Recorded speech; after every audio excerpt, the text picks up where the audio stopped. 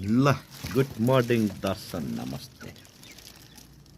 यो 1.5 महिना भयो है, यो कोइलर हो।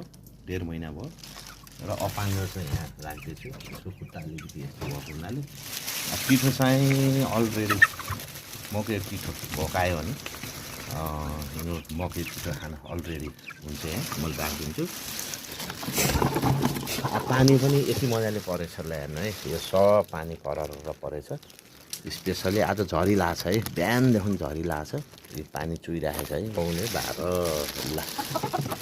अर्को यहाँ प्योर यो यहीँ हुर्केको है, लिख्रो खालको यो तिखर झोल सुपवाला है। यो चाहिँ 1 नम्बर तिखर झोल।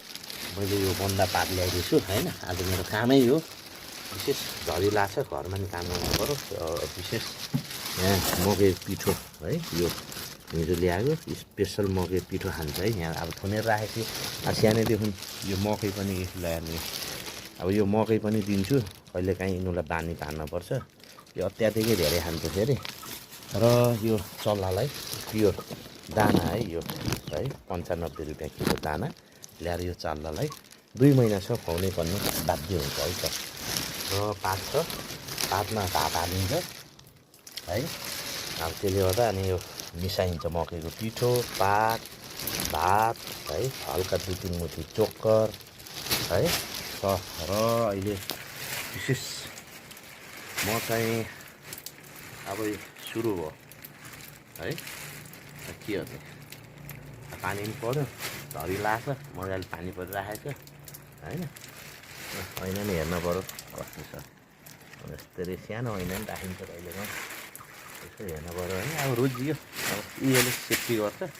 सकेसम्म टाउको पनि नरुजाम कि भन्ने हो। के अरे चिसो लाग्छ नि त, टाउकोलाई विशेष अलिकति सेफ्टी राख्नुपर्छ कि होइन। यो चिसो पस्यो भने के गर्ने, कटै यस्तै हो होइन।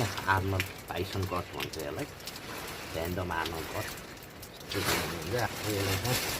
यसलाई ढाक्दिनु यसरी, यो पनि एक किसिमको सेफ्टी सफा गर्नै पर्छ है।